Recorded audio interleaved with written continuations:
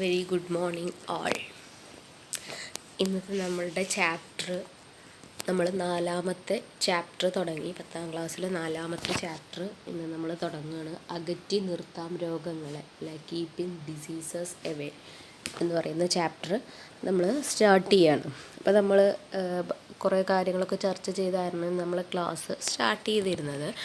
അപ്പോൾ ഇവിടെ നിങ്ങൾക്ക് കുറച്ച് ഈ ഒരു ചാപ്റ്റർ തുടങ്ങുന്നതിൻ്റെ ഒരു ഇൻട്രൊഡക്ഷൻ എന്നുള്ള നിലയിൽ, ഒരു ആമുഖം എന്നുള്ള നിലയിൽ നിങ്ങൾക്ക് ഇവിടെ കുറച്ച് പേപ്പർ കട്ടിങ്സ് അല്ലേ, ഒരു പത്രവാർത്തകളിൽ കുറച്ചിങ്ങനെ കൊടുത്തിട്ടുണ്ട്. എലിപ്പനിയെ പ്രതിരോധിക്കാം, ജാഗ്രതാ നിർദ്ദേശം അല്ലേ, prevent rat fever, alert is recommended like that. അതുപോലെ പ്രളയബാധിത പ്രദേശങ്ങളിൽ ശുദ്ധജലം ഉറപ്പാക്കാൻ നടപടി, അതായത് measure to ensure drinking water in flood affected areas. അതുപോലെ കണ്ടേജിയസ് ഡിസീസസ് ഫോളോസ് ഫ്ലഡ്സ്, മഴക്കെടുതിക്ക് പിന്നാലെ പകർച്ചവ്യാധികൾ എന്നിങ്ങനെ തുടങ്ങി കുറച്ച് ഒരു പത്ര കട്ടിങ്സ് അല്ലേ, നമ്മൾ പേപ്പർ കട്ടിങ്സ് പത്രവാർത്തകളുടെ കുറച്ച് ശകലങ്ങൾ തന്നിരിക്കുകയാണ്. എന്തെന്ന് വെച്ച് കഴിഞ്ഞാൽ നമ്മൾ ഈ ഒരു 2-3 വർഷങ്ങളായിട്ട് നമ്മളിപ്പോൾ ഈ ഒരു നമ്മുടെ കേരളം ഒരു നല്ലൊരു മഴക്കാലം അല്ലെങ്കിൽ ഒരു മഴ നന്നായിട്ടൊരു 3-4 ദിവസം നിന്ന് പെയ്ത് കഴിഞ്ഞ് കഴിഞ്ഞാൽ നമ്മളൊരു ഫ്ലഡ് അഥവാ വെള്ളപ്പൊക്കം എന്നുള്ള ഒരു പ്രളയം എന്നുള്ള ഒരു അവസ്ഥയെ നേരിടുന്നുണ്ട്. അപ്പോൾ ഈ പ്രളയം ഉണ്ടാകുന്ന അവസ്ഥയിൽ ഈ ഒരു പ്രളയം എന്നതിനേക്കാളുപരി അവിടെ രോഗത്തിൻ്റെ കൂടുതൽ രോഗങ്ങൾ സ്പ്രെഡ് ചെയ്യാനുള്ള, പടർന്നു പിടിക്കാനുള്ള സാധ്യത കൂടി ഈ ഒരു പ്രളയ സമയങ്ങളിൽ ഉണ്ടാകുന്നുണ്ട്. അപ്പോൾ അതുമായി ബന്ധപ്പെട്ട ചില അലേർട്ട്സ്, അതിൽ നമുക്ക് ജാഗ്രതകൾ പാലിക്കേണ്ട കുറച്ച് പത്രവാർത്തകളാണ് അവിടെ കൊടുത്തിട്ടുള്ളത്. അപ്പം നിങ്ങൾ ആ ഒരു പത്രവാർത്തകൾ ഒന്ന് നന്നായിട്ട് വായിച്ചതിന് ശേഷം കുറച്ചു കാര്യങ്ങളിലൂടെ നമുക്ക് ചില കണ്ടെത്തലുകൾ രൂപീകരിക്കാൻ വേണ്ടിയിട്ടാണ് നിങ്ങൾക്ക് അങ്ങനെ കുറച്ച് വാർത്തകൾ കൊടുത്തിട്ടുള്ളത്. അപ്പോൾ നമുക്കറിയാം, നമ്മൾ 2-3 വർഷമായിട്ട് ഈ ഒരു പ്രളയത്തെ അഭിമുഖീകരിക്കുന്നുണ്ട് അല്ലേ, വി ഫേസിങ് ദ ഫ്ലഡ്. അതുപോലെ നമ്മൾ അതിനെ നല്ല രീതിയിൽ ഒറ്റക്കെട്ടായിട്ട് തന്നെ നേരിടുന്നുണ്ട്. എല്ലാ ആളുകളും ഒരേ മനസ്സോടെ, ജാതി മത അല്ലെങ്കിൽ സമ്പന്നനെന്നോ ദരിദ്രനെന്നോ ഒന്നും നോക്കാതെ നമ്മൾ എല്ലാവരും മനുഷ്യത്വം എന്നുള്ള ആ ഒരു മൂല്യത്തിന് ഒരു പ്രാധാന്യം നൽകിക്കൊണ്ട് നമ്മൾ അതിനെ നേരിടുന്നുണ്ട്. ഓക്കെ, ഇതങ്ങനെ തന്നെ നമുക്ക് തുടർന്ന് കൊണ്ടുപോകാനും സാധിക്കട്ടെ. അപ്പോൾ ഇങ്ങനെയുള്ള സമയങ്ങളിൽ, പ്രളയ സമയങ്ങളിൽ കുറേയധികം രോഗങ്ങൾ പടർന്നു പിടിക്കാനുള്ള സാധ്യതയുണ്ട്. അപ്പോൾ മഴക്കെടുതിക്ക് ശേഷം വീണ്ടും അപകട ഭീഷണി. ഇപ്പോൾ ഒരു മഴക്കെടുതി അല്ലെങ്കിൽ പ്രളയം എന്ന് പറയുന്നത് തന്നെ ഒരു അപകടമാണ്. ഇനി അതിനെ തുടർന്ന് മറ്റു പല ഭീഷണികളും നമ്മൾ ഫേസ് ചെയ്തേണ്ടതായിട്ട് വരുന്നുണ്ട്. അപ്പം അങ്ങനെയുള്ള ഒരു കാര്യങ്ങളെക്കുറിച്ചിട്ടാണ് നമ്മൾ ഈ ഒരു ചാപ്റ്ററിൽ ഡിസ്കസ് ചെയ്യുന്നത്. What threaten the state again after the great flood. Okay, what is that threatening ones, അതിനെക്കുറിച്ചിട്ടാണ് നമ്മൾ പറയുന്നത്. അപ്പോൾ നിങ്ങൾക്ക് ആ ഒരു കണ്ടെത്തലുകൾ അവതരിപ്പിക്കാനുണ്ട്. അപ്പം അവിടെ നമ്മൾ എന്തെല്ലാം കണ്ടെത്തലുകൾ, അതായത് പ്രളയബാധിത പ്രദേശങ്ങളിൽ ഇങ്ങനെ രോഗങ്ങൾ പടർന്നു പിടിക്കാനുള്ള സാധ്യതയുണ്ട്. കാരണം ശുചീകരണം അത്രയും ആ ഒരു പേഴ്സണൽ ഹൈജീനോ അല്ലെങ്കിൽ എൻവയോൺമെൻറ്റൽ ഹൈജീൻ, അതായത് നമ്മുടെ പരിസര ശുചിത്വം, അതുപോലെ നമ്മൾ സ്വയം നമ്മുടെ ശുചിത്വം, അതെല്ലാം, പിന്നെ നമ്മളെ പ്രളയബാധിത പ്രദേശങ്ങളുടെ അവസ്ഥ, അങ്ങനെയുള്ള പ്രശ്നങ്ങളുണ്ടാവും. പിന്നെ കൗൺസിലിംഗ് പോലെയുള്ള കാര്യങ്ങൾ വേണ്ടിവരും.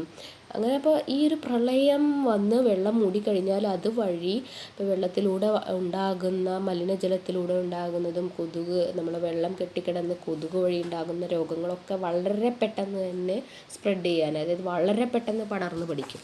അപ്പോൾ അങ്ങനെയുള്ള സാധ്യതകൾ കാണുന്നത് കൊണ്ട് തന്നെ നമ്മുടെ ആരോഗ്യവകുപ്പ് അപ്പം തന്നെ കുറേ നിർദ്ദേശങ്ങൾ തരാറുണ്ട് അല്ലേ. തിളപ്പിച്ചാറിയ വെള്ളം മാത്രം കുടിക്കുക, നമുക്ക് ഒരു പ്രതിരോധത്തിന് ഉള്ള പല ഗുളികകളും കഴിക്കുക, അങ്ങനെയുള്ള കാര്യങ്ങൾ, നല്ല ശുദ്ധജലം കൊടുക്കുക, നല്ല ഭക്ഷണം, അതായത് വേസ്റ്റുള്ള ഭക്ഷണങ്ങളൊന്നും കഴിക്കാതെ മൂടി വെച്ച് നല്ല വൃത്തിയായിട്ടുള്ള രീതിയിലുള്ള ഭക്ഷണങ്ങളൊക്കെ കഴിക്കുക എന്നുള്ളതൊക്കെ പറഞ്ഞിട്ടുണ്ട്.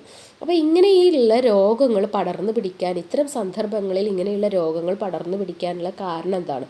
What are the reasons for the spread of diseases at these time? Which time during the type of flood. എന്തുകൊണ്ടാണ് ഇങ്ങനെ രോഗകാരികൾ പെരുകാനും പകരാനുമുള്ള സാഹചര്യങ്ങൾ നിലനിൽക്കുന്നത് വിവിധ തരം സാംക്രമിക രോഗങ്ങൾ പടർന്നു പിടിക്കാനിടയാക്കും അല്ലേ? കാരണം ഇഷ്ടംപോലെ വെള്ളം കെട്ടിക്കിടക്കുകയാണ്. പിന്നെ ഈ വെള്ളം ഒരു സ്ഥലത്തു നിന്ന് മറ്റൊരു സ്ഥലത്തേക്ക് ഒഴുകി വരികയാണ്. അപ്പോൾ അവിടെ നിന്നുള്ള ജീവജാലങ്ങൾ അല്ലെങ്കിൽ രോഗാണുക്കൾ മറ്റ് സ്ഥലങ്ങളിലേക്ക് എത്തുന്നു. വെള്ളം കെട്ടി നിൽക്കുമ്പോൾ അവിടെ കൊതുകുകൾ വരുന്നു. അങ്ങനെയുള്ള പ്രശ്നങ്ങളൊക്കെ വരുന്നുണ്ട്. അപ്പം എന്താണ്, conditions R suitable during the flood time. Conditions R suitable for the multiplication and transmission of pathogens, that is their existence and abundance. This may cause the spread of various communicable diseases. Not that it is communicable diseases. There is a chance for the spread of communicable diseases. അതായത് നമ്മൾ എന്താ പറയുക, സാംക്രമിക രോഗങ്ങൾ പകരാനുള്ള സാധ്യത ഇങ്ങനെയുള്ള സമയങ്ങളിൽ വളരെ കൂടുതലാണ്. ഓക്കെ, അപ്പം വായു വഴി പകരുന്നതും വെള്ളം വഴി പകരുന്നതും വാഹകർ വഴി വരുന്നതും അങ്ങനെയുള്ള അസുഖങ്ങളെല്ലാം പകരാനുള്ള സാധ്യത ഉള്ളത് കൊണ്ട് തന്നെ നമ്മൾ ഈ ഫ്ലഡ് അല്ലെങ്കിൽ പ്രളയം ഉണ്ടാകുമ്പോൾ പ്രളയത്തെ അതിജീവിക്കുന്നതിനോടൊപ്പം തന്നെ രോഗങ്ങളെ അതിജീവിക്കാനും കൂടെ നമ്മൾ പ്രാപ്തരാകേണ്ടതുണ്ട്. അപ്പോൾ ഇവിടെ കുറച്ച് സൂക്ഷ്മജീവികളും രോഗങ്ങളും നമുക്കറിയാം. നമ്മുടെ ഒരുവിധം എല്ലാ രോഗങ്ങൾക്കും കാരണം സൂക്ഷ്മജീവികളാണ്. കുറേ സൂക്ഷ്മജീവികൾ നമ്മുടെ ശരീരത്തിനും നമ്മുടെ ബാക്കിയുള്ള എല്ലാ കാര്യങ്ങൾക്കും ഉപകാരപ്രദമായിട്ടുള്ള സൂക്ഷ്മജീവികളുണ്ട് അല്ലേ? ഓക്കെ, പക്ഷേ അതിൽ ഇതുപോലെ തന്നെ കുറേ സൂക്ഷ്മജീവികൾ രോഗകാരികളുണ്ട്. നമ്മുടെ ശരീരത്തിൽ ഇഷ്ടംപോലെ ബാക്ടീരിയകളൊക്കെ ഉണ്ട്. കാരണം നമുക്ക് ആവശ്യമുണ്ട് ഇപ്പം നമ്മുടെ കുടലിലൊക്കെ കുറേ ബാക്ടീരിയകളുണ്ട്. അവിടെയുള്ള വിറ്റാമിൻസ് ഉണ്ടാക്കാനും ദഹന പ്രക്രിയക്കൊക്കെ വേണ്ടിയിട്ട് കുറേ ബാക്ടീരിയകളുണ്ട്. പക്ഷെ അതുപോലെ നമുക്ക് നമ്മുടെ ഒരു ഹെൽത്തിന്, നമ്മുടെ ആരോഗ്യത്തിന് പ്രശ്നങ്ങൾ ഉണ്ടാക്കുന്ന ബാക്ടീരിയകളുണ്ട് അല്ലേ? There are so many microorganisms are useful for our body and other needs, but there are some other microorganisms are harmful to our health. What are the microorganisms that cause diseases in our body? First one is bacteria. Okay, let us list some other ones. Bacteria is given there, and virus, fungus, protozoa. Virus, fungus, protozoa. അപ്പോൾ അതായത് ഈ രോഗകാരികളായിട്ടുള്ള സൂക്ഷ്മജീവികൾക്ക് മറ്റുദാഹരണങ്ങളാണ് ബാക്ടീരിയയോടൊപ്പം വൈറസുകൾ, ഫംഗസുകൾ, അതേപോലെ പ്രോട്ടോസോവകളൊക്കെ ഉദാഹരണങ്ങളാണ്. Protozoa എന്ന് പറയുമ്പോൾ മലമ്പനി ഉണ്ടാക്കുന്ന രോഗകാരി ഒരു പ്രോട്ടോസോവയാണ്. വൈറസ് ഇപ്പോൾ നമുക്ക് എല്ലാവർക്കും അറിയാം, കൊറോണ അല്ലെ, നമ്മുടെ COVID-19 എന്ന് പറയുന്നത് ഒരു വൈറസ് രോഗമാണ്. ഫംഗസ് രോഗങ്ങളായിരിക്കും നമ്മൾ ഈ ചൊറികളൊക്കെ പോലെയുള്ള സ്കിന്നിനെ അഫക്റ്റ് ചെയ്യുന്ന, തൊലിയെ അഫക്റ്റ് ചെയ്യുന്ന പല രോഗങ്ങളും, തൊലിയെ ബാധിക്കുന്ന പല രോഗങ്ങളും എന്താണ്, ഫംഗസ് രോഗങ്ങളാണ്. ബാക്ടീരിയ പിന്നെ ഇഷ്ടം പോലെ രോഗങ്ങൾ, കോളറ, ടൈഫോയിഡ്, ന്യൂമോണിയ എന്നൊക്കെ പറഞ്ഞ് ഇഷ്ടം പോലെ രോഗങ്ങൾ ഉണ്ടാക്കുന്നുണ്ട്.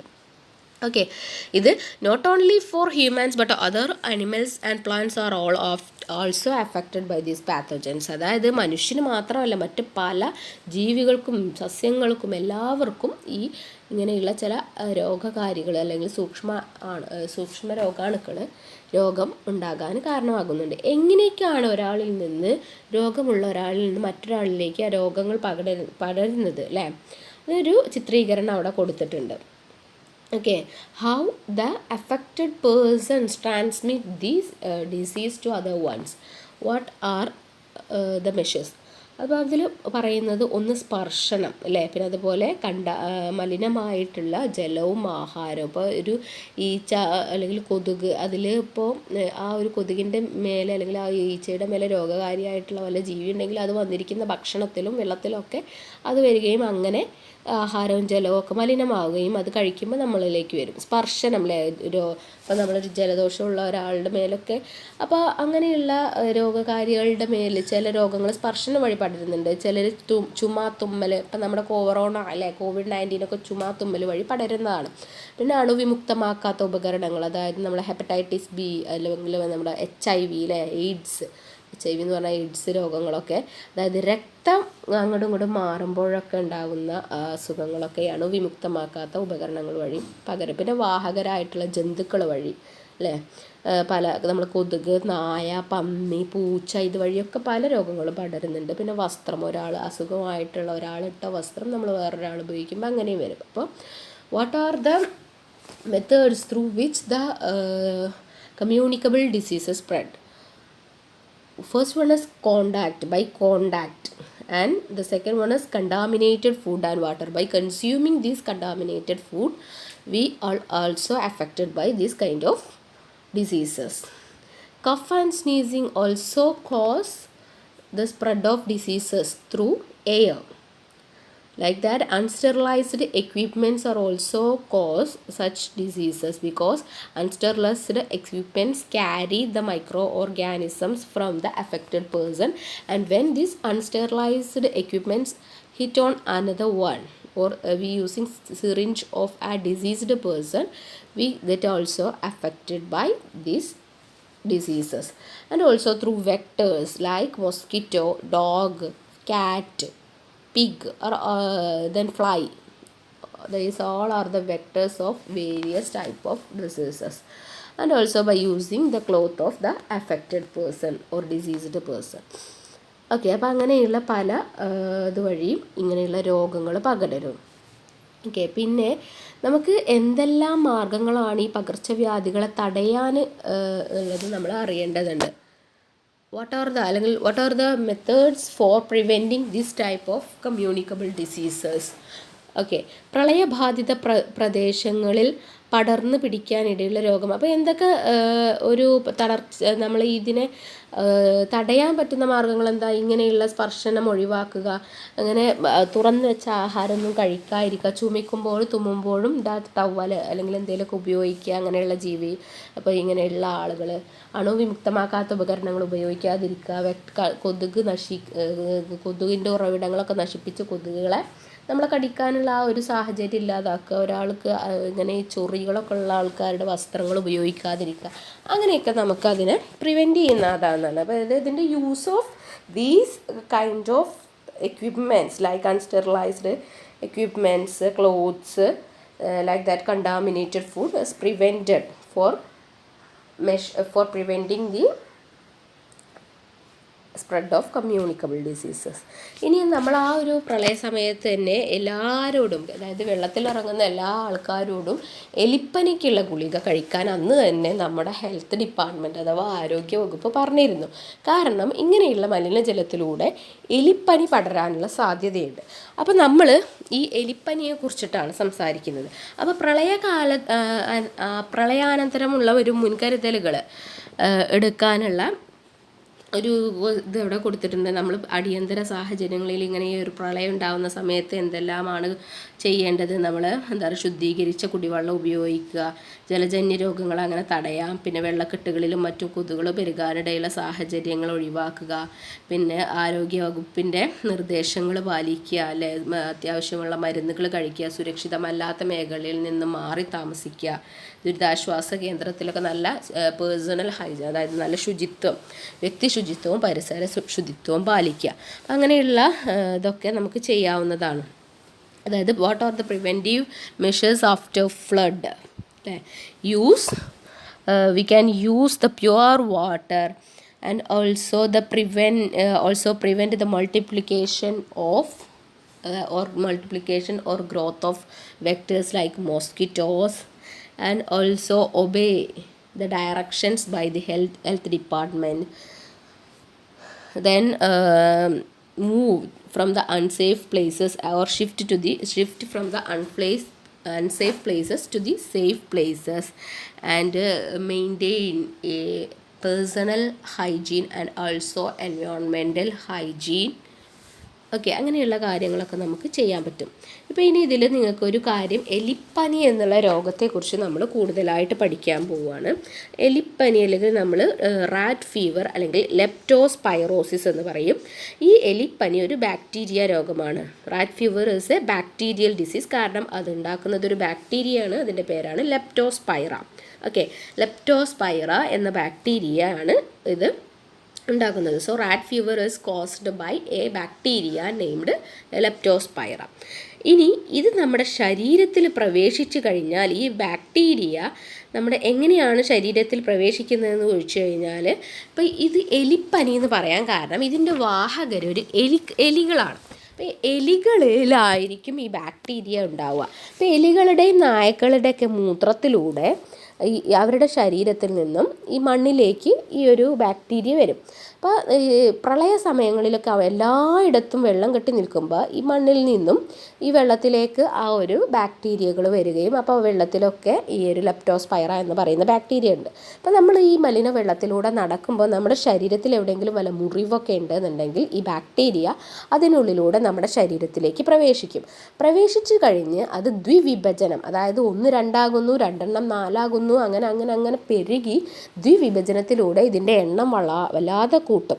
അങ്ങനെ ശരീരത്തിൽ അത്യാവശ്യം അവർ എണ്ണമായി കഴിഞ്ഞാൽ ഇവർ കുറച്ച് ടോക്സിൻസ്, അതായത് വിഷവസ്തുക്കൾ ഇവർ പുറത്തു വിടും.